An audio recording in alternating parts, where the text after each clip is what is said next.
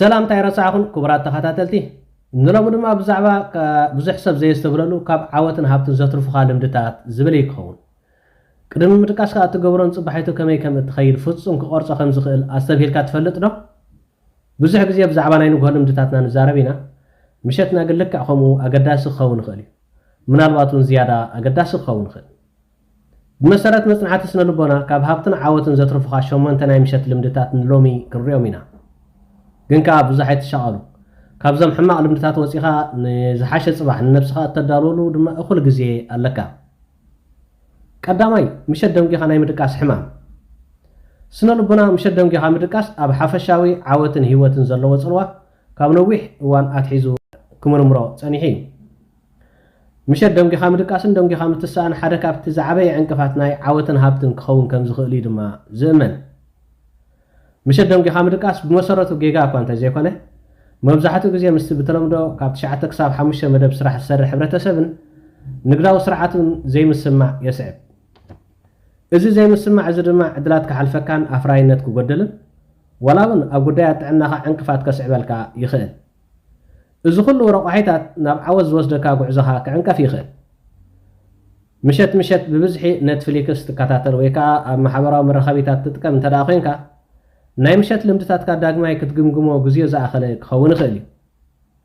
ምሸት ባእቡ ብምድቃስካ ጥራይ ንኽትዕወት ኣዝዩ ሓጋዚ ክኸውን ስለ ዝኽእል ካልኣይ ርእሲ ኣሰንትኖ ምዝላል ወይ ከዓ ስኪፕ ሰልፍ ሪፍሌክሽን ዝብል ኣገዳስነት ርእሲ ኣሰንትኖ ብልዑል መጠን ከጉልሕ ኣይክእልኒ ምሸት ግዜ ወሲድካ ናይ መዓልትኻ ዓወትን ውድቀትን ምግምጋም ግን ኣብ ጉዕዞ ዓወትካ ወሳኒ ልምዲ ክኸውን ይኽእል እዩ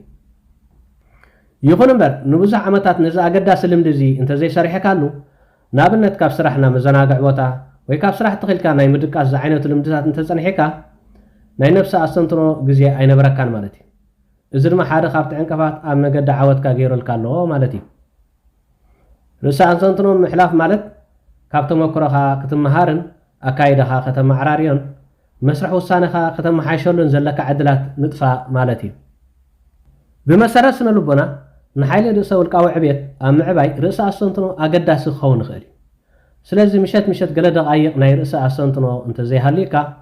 بناي جزار رأسها ناي عودكا كم مقتال مالتي إذا كايدا زي بزل على من قدي كتم عبلا لك نعوتن هابتن تسرع انت داخلك إذا حدك هابت برقص أم مشتك قدامنتك اختتاهات وزلك أقداس لمدي خون عنه سالساي أكلاوت عنها شلل مبال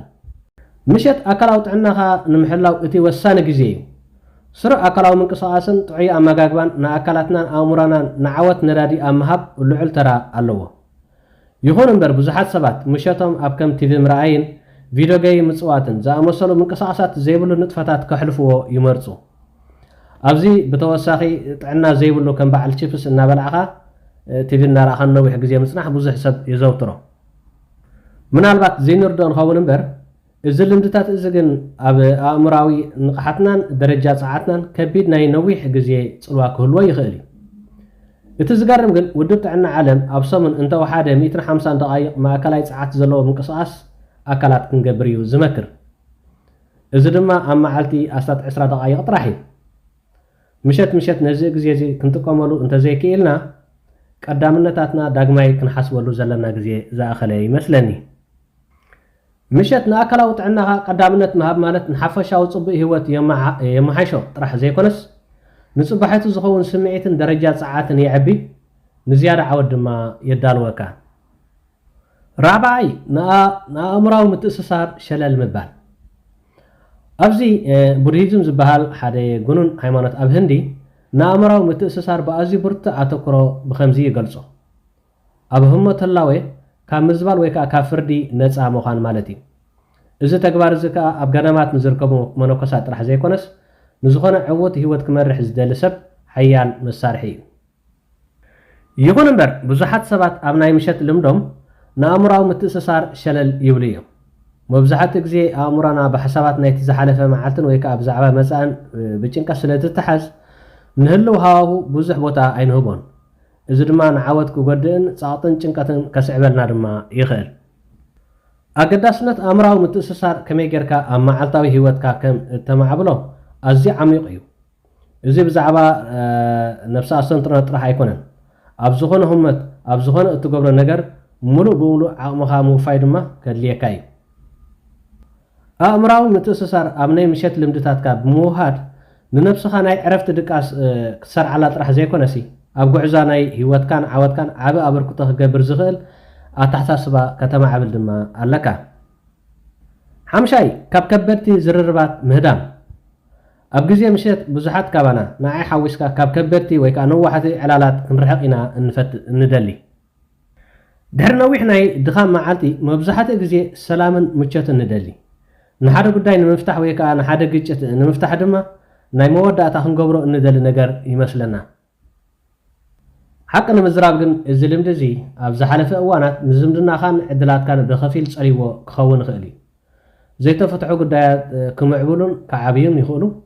እዚ ድማ ናብ ዝዓበየ ፀገማት ክመርሓካ ይኽእል ግርጭት ወይ ከዓ ጉዳያት ብቁልጡፍ ምፍታሕ ብፍላይ ድማ ኣብቲ ፅሙው ዝበለን ህዱእ እዋንን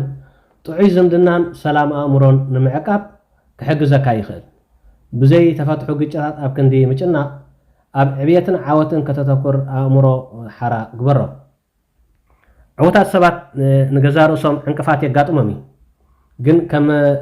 ንዕንቅፋት ከም መሰጋገር እምኒ ንዕብየት ይጥቀምሉ ስለዚ ንስኻ እውን ካብቶም በዳህቲ ዕላላት ኣይትህደም ምናልባት ናብ ዓወት ክመርሑኻ ይኽእሉ እዮም ሻድሻይ ልዕሊ ዓቐን ምስራሕ ብኣንጻር ናይቲ ዝውትር ኣባህላ ብዙሕ ግዜ ክሳብ ፍርቂ ለይቲ ምስራሕ ምስ እትረኽቦ ዓወት ማዕረ ኣይኮነን እረ ኣብ ሰዓታት ምሸት ካብ መጠን ንላዕሊ ምስራሕ ካብቲ ጥቕሙ ጉድኣቱ ይዓቢ ተወሳኺ ሰዓታት ብምስራሕ ዝያዳ ኣፍራይነትን ዓወትን ዘምፅእ ዝመስል እኳ እንተኾነ ካብ መጠን ንላዕሊ ስራሕ ግን ዝያዳ ድኻምን ምጉዳል ኣፍራይነትን ከስዕብ ይኽእል እዚ ወላ እውን ፀገማት ኣብ ጥዕናኻ ከምፅኣልካ ይኽእል እዩ እዚ ድማ ብዙሓት መፅናዕትታት ዝዛረብዎ እዩ ዕውታት ሰባት ኣብ ክንዲ ብዘይ ምቁራፅ ዝሰርሑ ዋጋ ዕረፍቲ ብግቡእ ስለ ዝርድኦም ከዕርፉ ይመርፁ ኣብ ግዜ ምሸቶም ግቡእ ዕረፍቲ ብምውሳድ ኣብ ዝቕፅል መዓልትኻ ልዑል ደረጃ ኣፍራይነትን ፈጠራነትን ንምዕቃብ ወሳኒ ምዃኑ ድማ ይእመን ካልእ ናይ ምሸት ስራሕ ቅድሚ ምስራሕኻ ነቲ ክመፅእ ዝኽእል ናይ ነዊሕ ግዜ ሳዕቤናት ድማ ኣብ ግምት ከተእትዎ ኣለካ ምክንያቱ ዓወት ቅፅበታዊ ውድድር ኣይኮነን ልክዕ ከም ማራቶን እዩ ማራቶን ንምውዳእ ድማ ንነብስኻ ፍጥነት ክትሕዘላን ኣብ ኣድላይ ዝኾነ እዋናት ድማ ዕረፍቲ ክትወስደላን ኣለካ ሻዋዓይ ናይ ትምህርቲ ዕድላት ምዝላል ኣብ ግዜ ምሸት ሓድሽ ነገር ንምምሃር እቲ ዝበለፀ ግዜ እዩ ብዙሓት ሰባት ካባና ግን ነዚ ዕድላት እዚ ንስእኖ መብዛሕትኡ ግዜ ኣብ ክንዲ መፅሓፍ ምንባብ ኣብ ኢንተርነት ኮርስ ምውሳድ ወይ ከዓ ሓድሽ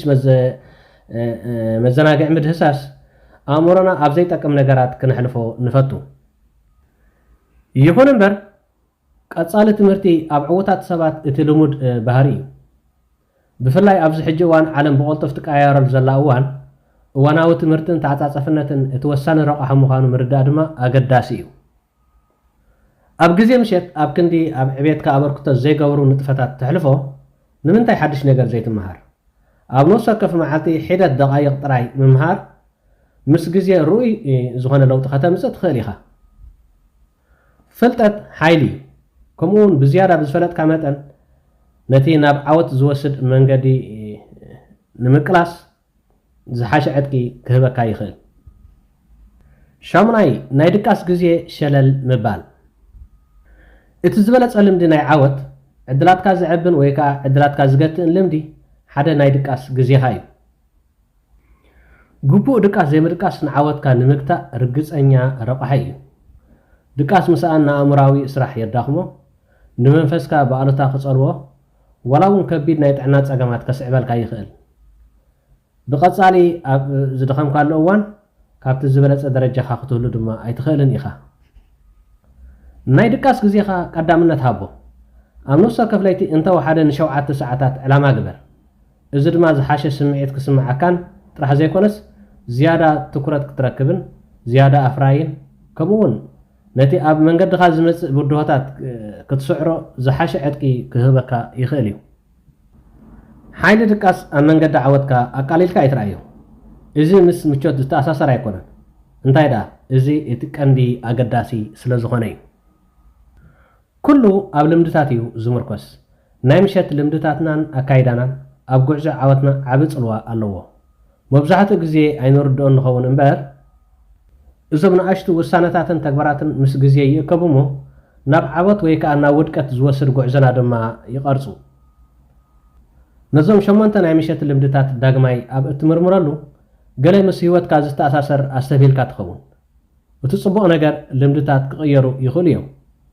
ጻዕርን ተወፋይነትን ዝሓትት እኳ እንተኾነ ዓስቢ ግን መዐቀኒ የብሉን ዓወት ብዛዕባ ፋይናንሳዊ ሃብቲ ጥራይ ከም ዘይኮነ ምርዳእ ድማ እቲ ወሳኒ እዩ ብዛዕባ ውልቃዊ ዕብየት